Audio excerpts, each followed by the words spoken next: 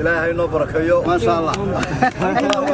agaasimaha guud ee wasaaradda xanaanada xoolaha iyo horumarinta kalluumaysiga Soomaaliland Cali Xuseen Nuur oo weheliyo gudoomiyaha gobolka Awdal Maxamed Axmed Caalim Timbro ayaa si wada jir u dhagax dhigay dhismaha goobta baraf dhaliyaha iyo qaboojiyeyaasha degmada Lughaya kaasoo ay baahi weyn u qabeen kalluumaysatada deegaankaasi dhismahani iyo qalabkan la dhigi doono ay maalgelinayso xukuumadda Soomaaliland ayaa waxa ku wehelinayay dhagax dhigani agaasimaha guud ee wasaaradda xanaanada xoolaha iyo horumarinta kalluumaysiga Soomaaliland iyo gudoomiyaha gobolka Awdal duqa degmada Lughaya waxgarad iyo kalluumaysatada deegaankaasi waxaana ugu horeyn hadalka qaatay duqa degmada Lughaya Cabdilaahi Cali Aw Nuur Dixood iyo qaar ka mid odayaasha deegaankaasi iyagoona soo dhaweeyay hirgelinta xaruntani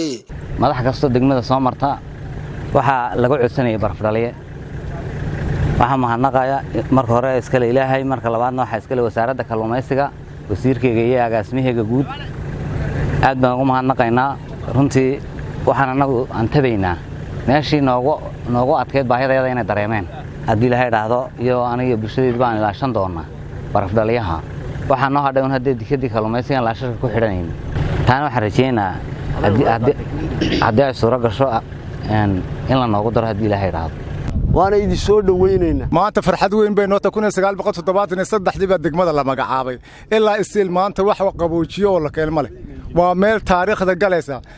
gudoomiyayaashana aad iyo aad u galaysa way waa dadka reer Lughaya boqolkiiba aad iyo aad bay u faraxsan yihiin waxaan u mahad celinaynaa waa markii koowaad ee qaboojiye la keeno degmada Lughaya marka waxaan u mahad celinaynaa oo mahad balaaran cidii keentay ee juhdiga inta la gelisay ayaan u mahad celinaynaa xaruntan waa xarun cabirkeedu leeyahay 30 mitir square oo dhinaca ka 30 mitir oo linear mitirkeedu 30 mitir yahay dhismahanu insha Allah taala waxa laga faa'iideysan doonaa qaboojiyeyaasha iyo baraf dhaliyihii oo la dhigi doono iyo xafiiskii meesha musqulihi waa dhismo fara badan isku qoofalan sidoo kale waxa hadalka qaatay gudoomiyaha gobolka Awdal Maxamed Axmed Caalim Timbro waxana uu kula dardaarmay dadweynaha Lughaya inay ilaashadaan dhismahani iyo qalabka la dhigi doono waxaynu ugu mahadnaqaynaa siyaasadda madaxweynaha wasiirka iyo agaasimaha garashada Ilaahay garansiiyay maanta inaynu dhagax dhigno in qaboojiyihii iyo baraf dhaliye labadiiba la isku keen soo raaciyo waxaanu ka dadaalaynaa oo aynu ka wada dadaalaynaa in bahalka la keenayo oo noqdo kii loogu tala galay kalluunka ee menisfoodiga ahaa ee qaboojinayay ee isagoo de fadhiya la gaarsiin kariyo meel walba idina reer Lughaya de chance waa hesheen laba wax soo saarkiina kordhisana waa leedinka baahan yahay in hantida ay la wada ilaashataanna waa leedinka baahan yahay ugu dambeyn agaasimaha guud ee wasaaradda xanaanada xoolaha iyo horumarinta kalluumaysiga Soomaaliland Cali Xuseen Nuur ayaa sharaxay goobtan iyo waxyaabaha la dhigi doono waxa la inii dhisay waxa ay keentay maaha wax meel kale ka yimid maaha wax deeq wadan kale inay siiyay maaha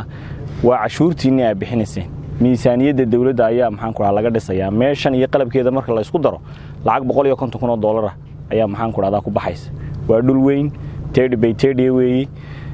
mudana gudoomiye baraf dhaliyuhu saacadii wuxuu soo saari karaa 3 tan ayuu maxaan ku soo saaraya waxa laga yaabaa halka saacad uu istarnaa 3 tan uu soo saaro inayna maalinta dhameynba Lughaya ayaa maxaan ku raahdaa laga yaabaa ka kalena waxa weeyii ki haynayay maxaan ku raahdaa qaboojinta maxaan ku raahdaa ku haynayay weey wax raacsan mishiinkii baa maxaan ku raacsan wax raacsan meeshii kalluunka lagu googoynayay processing ayaa maxaan ku raacsan gurihii waashmaanadu galayeen baa raacsan suuliyadii baa raacsan deyrkii weynaa ayaa maxaan ku raacsan waa xarun dhan oo isku qoofalan maxaan ku raahdaa weey